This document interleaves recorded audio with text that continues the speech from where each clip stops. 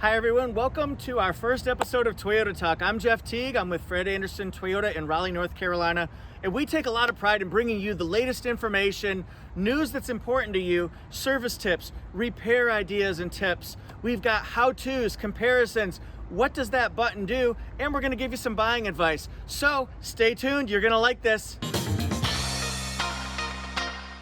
Let's start things off on the show today talking about maintenance. First off, congratulations on your new car if you've just recently purchased one. It's an exciting time, but what comes next? So we're gonna talk about what type of maintenance is expected for the first 25,000 miles so you'll know what to expect at each interval. And we're gonna have one of our experts, Ty, tell us all there is to know.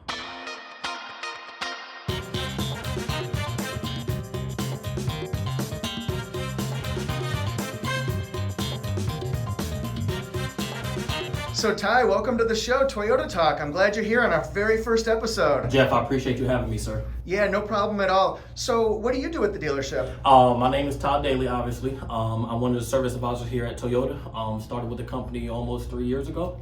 Started off as a porter, and now I'm one of the service advisors here. Oh, fantastic. So you started off washing people's cars and making sure they were squeaky clean. Now you're making sure they're maintained properly. Yes, sir. Yes, sir. I was wondering if you could tell us, we get a lot of questions. People want to know, they're excited about their new cars. Yes, sir. But how do you keep them up? So can you tell us about some initial maintenance, maybe the first 25,000 miles? Yes, sir. So all brand new Toyotas come with Toyota Care for the first 2 years or the first 25,000 miles. And what that does for you, it's a little bit peace of mind. You get the first 5 services complimentary. So the first service, the 5,000 mile service, it's a basic service. It's rotating the tires, topping off the fluids, checking the top pressure. Obviously, we don't expect to find nothing at the 5,000 mile service, but if we do, obviously everything is covered under warranty, so you're good there. At the 10,000 mile service, a little bit more involved. You still got the rotation, the topping off the fluids, but you do get your first oil change on that 10,000 mile service. So that one's a little bit more different. And everything outside of that, the 15 is a rotate, and the 20 is oil and rotate, and then the 25 is a rotation. So great. And I know a lot of people are used to the good old days, maybe not so much the good old days when you had to do your oil change every 3,000 or every 5,000. So with Toyotas, you don't have to do it every 5,000 miles for the oil? You do not, Jeff. On certain models like the Tundras, you still get that oil change every 5,000 miles, but on most of the Toyotas, now it's the full synthetic oil, so the oil does get changed out every 10,000 miles now instead of 5. Sounds a little crazy because so many people are so used to changing it every 3, every 5, but the synthetic is changed out every 10,000 miles. So here's right here is going to be our basic maintenance intervals for basic Toyotas. Obviously, we still got the Tundras that we spoke about that still gets the oil change every 5,000 miles. But for the basic maintenance, we got the 5,000 mile service, typical rotating the tires, topping off fluids, checking tire pressure. At the 10,000 mile service, we're still rotating the tires, but as you can see, we're adding the oil change to the tire rotation, still topping off your fluids, adjusting tire pressure, and things like that. The 15,000 mile service mimics the 5,000 mile service, is rotating the tires again and topping off the fluids, checking the tire pressure. And the 20,000 mile service mimics the 10,000 mile service, which again is tire rotation and oil change.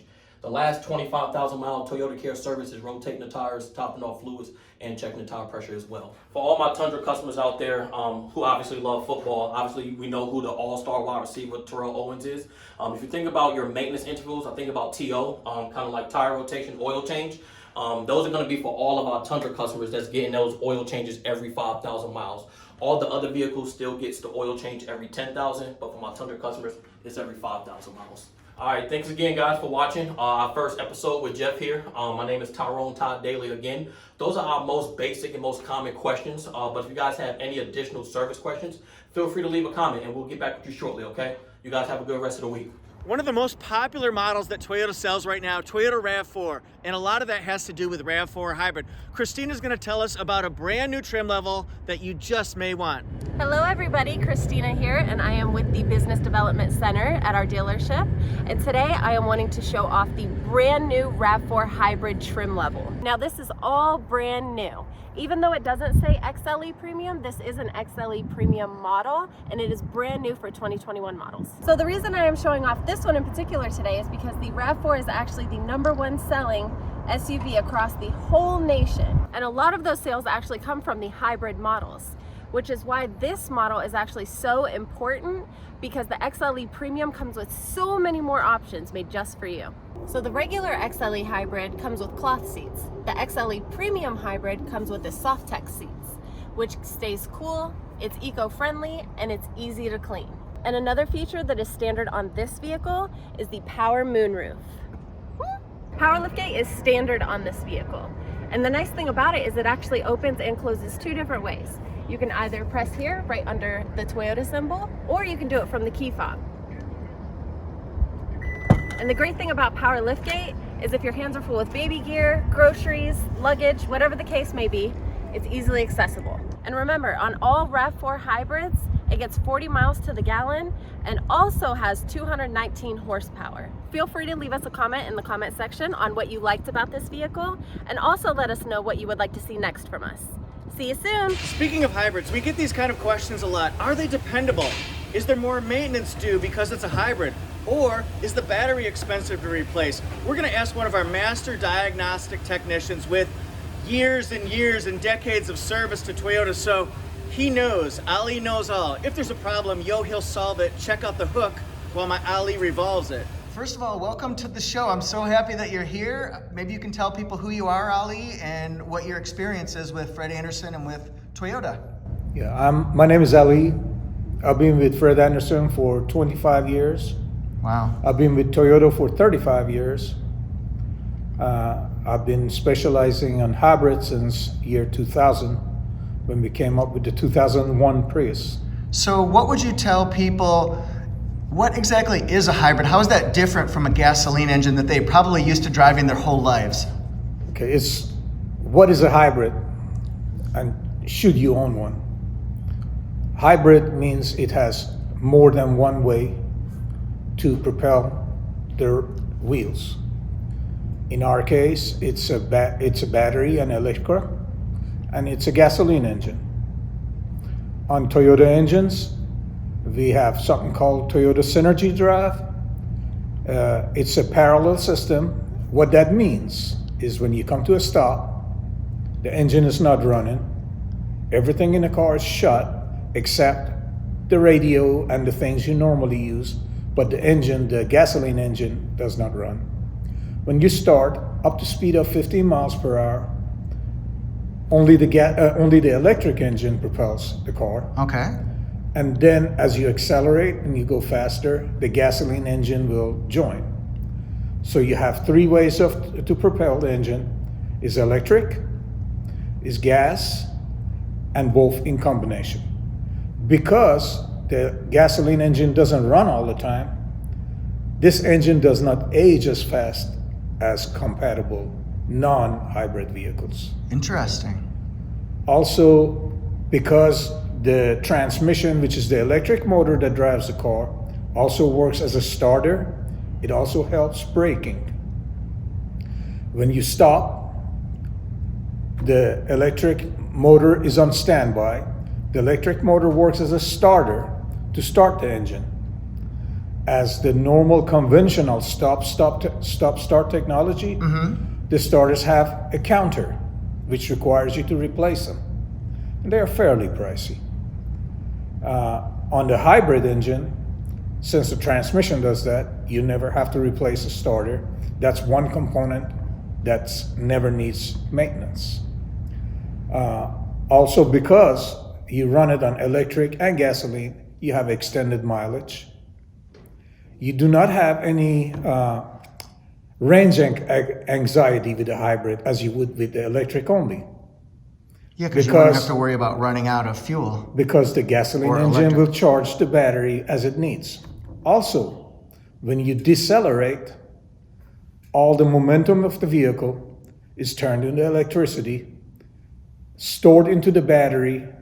Again, it saves gas, and it's reused when you need the electric motor. Okay, perfect. And then if somebody's never purchased a hybrid before and they're not sure, what would you say, just generically speaking, is a Toyota hybrid dependability? Would you recommend them? It's super dependable. As I said, I've been working on the hybrid side of it since 2000, right? Which means all of the US years since we've had the hybrid. And the electric motor is extremely reliable. It hardly ever breaks. Since 2000, with all the hundreds of thousands of vehicles we've had, maybe one or two transmission had had some issues. That's it. That's But incredible. it's extremely reliable for the hybrid side of the vehicle.